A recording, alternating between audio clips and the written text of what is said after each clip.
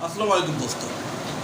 ऐसा तो आपको पता है कि दुनिया में ऐसे बहुत से परिंदे हैं जिनमें उड़ने की सलाहियत नहीं है। जैसे कीवी है, पेंगोइन है, इसकी तरह एक मुर्गी भी है जो कि उड़ती है।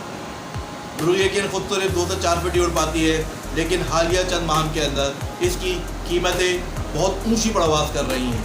इसकी कीमतें 250 रुपये से बढ़कर 600 रुपये तक पहुँच गई है, जिसकी वजह से हर शख्स परेशान है। एक आम आदमी जिसके लिए मुर्गी एक जायके और प्रोटीन का बहुत अच्छा ज़रिया थी, बहुत कम कीमत ज़रिया थी, वो उसकी पहुँच से दूर होती चली जा रही है। मटन और बढ़ेगा गोश्त तो ऑलरेडी गरीब की पहुँच से बहुत दूर था, तो इसीलिए वो अपनी ज़रूरियात के लिए और कुछ जायकेदार अशिया बनाने के लिए चिकन का इंतखाब किया करता था। लेकिन गुज़िश्ता तकरीबन 2 माह से इसकी कीमतें बहुत बुलंद सतह पर पहुँच गई और किसी किस्म की कंट्रोलिंग गवर्नमेंट की तरफ से नज़र नहीं आ रही है। मुकम्मल आज़ाद है मुर्गी फरोश अपनी मर्जी से कीमत मुतय्यन किए जा रहे हैं। कभी भी चिकन की प्राइस बढ़ती है तो पहला तासुर यही आता है लोगों का कि चिकन फार्मर जो है ना, जिनका पोल्ट्री फार्म्स है, उन्होंने अपनी तरफ से कीमतें बढ़ा दी के बाद ताकि यहाँ पे रिटेलर्स के पास चीज़ें महंगी पहुँचे और आवाम के पास अल्टीमेटली चीज़ महंगी हो। लेकिन हर दफ़ा ऐसा नहीं होता, क्योंकि प्रैक्टिकली ये पोल्ट्री फार्म्स के लिए मुमकिन नहीं है कि वो अपनी ब्रीड को, अपनी फ्लॉक को ज़्यादा अरसे के लिए रख सके। 30 से 35 दिन के अंदर नॉर्मली एक इनकी बेच तैयार होता है। अब उससे ज़्यादा अरसे उसको रख नहीं सकते, क्योंकि ज़्यादा अरसे रखेंगे तो उनको उतना ही उसका फीड खिलाना पड़ेगा, जिसका खर्चा बढ़ जाता है और बदन भी उसका खातिर में इजाफा नहीं होता है। अगर ज़्यादा देर वो रखेंगे अपने शेड्स के अंदर तो उसके अखराजात भी बढ़ जाएंगे। तो वो यकीनन इसको कीमतें बढ़ाने में उनका भी रोल होता है, लेकिन वो अकेले जिम्मेदार कि जब कीमतें बहुत ज़्यादा हाई होती रही तो गवर्नमेंट का एक इदारा है जिसे कंपटीशन अथॉरिटी कहते हैं, जो कंपटीशन कमीशन है, जो कि नज़र रखता है इस चीज़ के ऊपर कि मुख्तलिफ किसी भी कमोडिटी के प्रोड्यूसर जो है वो आपस में मिलकर कोई कॉर्डिनेट ना बना लें और एक साथ मिलकर प्राइस ना बढ़ा दें, जैसे चीनी के केस के अंदर होता रहा है। तो हमारे कंपटीशन कमीशन ने जब अपनी इन्वेस्टिगेशन की तो देखा ये गया कि इसका जो पैसे की कॉर्डिनेट इस दफ़ा बना है वो पोल्ट्री फार्म्स के बजाय फीड प्रोवाइडर, वो फीड जो कि पोल्ट्री फार्म्स को फीड दे रहे होते हैं प्रोवाइडर, जो फीड कंपनीज हैं, उन्होंने अपना कार्ड बनाया।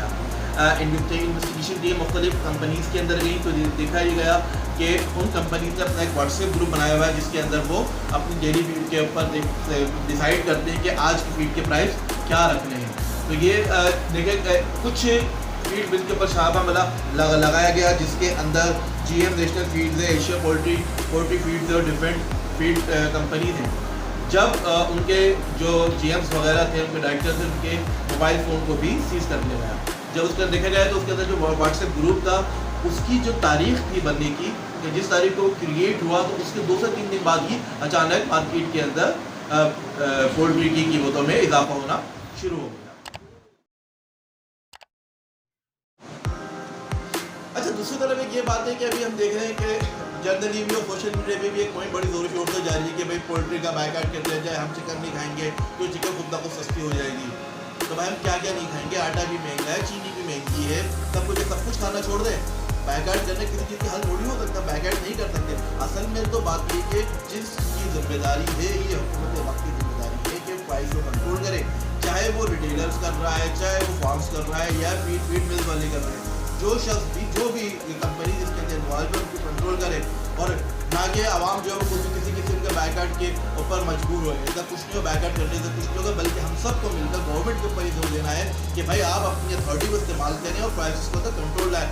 प्राइस कंट्रोल करना गवर्नमेंट की, सूबाई हुकूमत की और फेडरल गवर्नमेंट की जिम्मेदारी होती है कि प्राइस को कंट्रोल करें। ये है कि जो वो व्हाट्सएप ग्रुप जिसके ऊपर छापा लगाया था कम्पिटिटिव अथॉरिटी का, जो ग्रुप बना था तकरीबन 7 नवंबर 2020 को, और उसके एक हफ्ते बाद यानी दिसंबर के शुरू के अंदर ही प्राइस अचानक बहुत तेज़ी से बढ़ना शुरू हो गई, जो उसके बाद अब तक बढ़ती चली जा रही है। जो पोल्ट्री फार्मर्स कह रहे हैं कि हमें जो पीछे से फीड है वो तकरीबन 50% महंगी मिल रही है, जबकि इससे पहले फीड की प्राइस बढ़ ज़्यादा नहीं थी। तो फीड महंगी होने की वजह से हमने जो अपनी प्राइसेस बढ़ा दी हैं।